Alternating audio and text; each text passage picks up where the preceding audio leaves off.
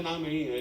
अब बाहरी 1000 लोग तो प्रणाम कर ही देंगे जब आप बताओगे कि हम 10 साल से ऐसे हैं, ये नहीं खाया है, तो उनकी वाहवाही सुन ली, भगवान तुम्हारी नहीं सुनेंगे। भगवान को जो निश्चित हृदय से भजता है तो भगवान उसका प्रकाश करते हैं। राजसूय यज्ञ हुई युधिष्ठिर जी की, उसमें यह था कि जब सब भक्तजन पा जाएंगे, पूर्णता होगी, तो शंखत ध्वनि होगी।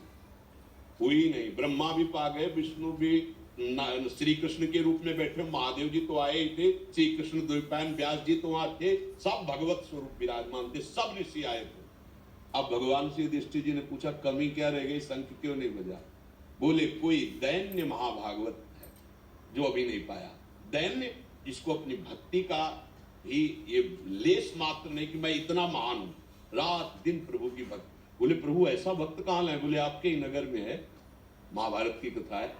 बोले प्रभु मेरे नगर में इतना महान भक्त मुझे आज तक परिचय नहीं मिला। बोले हाँ, स्वपच वाल्मीकि, हाथ में टोकरी और झाड़ू और दोना पत्तल उठाते हैं और रात दिन श्री कृष्ण प्रेम में उन्मत्त रहते हैं। बोले जाओ उनको बुला के लाओ। बोले प्रभु ये तो रोज सेवा के लिए आते हैं, हमने तो कभी जाना ही नहीं। अब वो मालिक मालिक कहकर सेवा करके निकल जाते, कोई जान ही नहीं पाया। अब भेजा अर्जुन और भीमसेन को, जाके प्रणाम करना उनको साष्टांग। अब जब उनके घर में गए तो जो हालत देखी, वो भगवान को पुकार पुकार कर रो रहे थे। जी देखा कि अरे तो राज धर्म से युक्त अर्जुन भीम तो एकदम मालिक।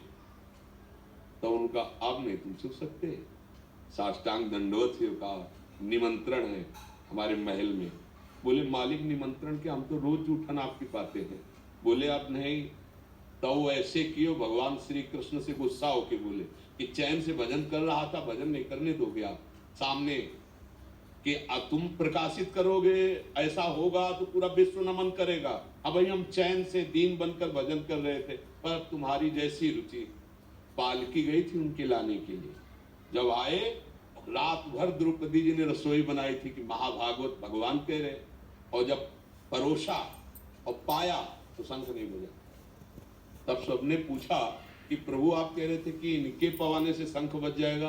बोले इनके प्रति अपराध बुद्धि हो गई तुम लोगों में से किसी की, पूछो किससे हुई? तो द्रौपदी जी ने कहा हमसे हुई। जब हमने इनको भोजन परोसा तो एक ही पात्र में सब मिला लिया, तो हमने कहा अगर राज परिवार से होते तो अलग अलग स्वाद लेते। तब उन्होंने कहा कि इन्हीं से पूछ लो क्यों मिला लिया। तब पूछा स्वपच वाल्मीकि आपने क्यों मिला लिया? तो बोले प्रभु वस्तुओं का स्वाद तो आप लेते हो, हम तो प्रसाद पाते हैं आपका, और प्रसाद में केवल भगवत स्वाद, इसीलिए कढ़ी खीर रसगुल्ला सब एक मिला लिया। तब उनसे द्रौपदी का प्रणाम करो, प्रणाम जो किया सोई संकट ध्वनि हो। ये अगर भक्ति और दैन्य और छुपाव अंदर से और ये भाव की कोई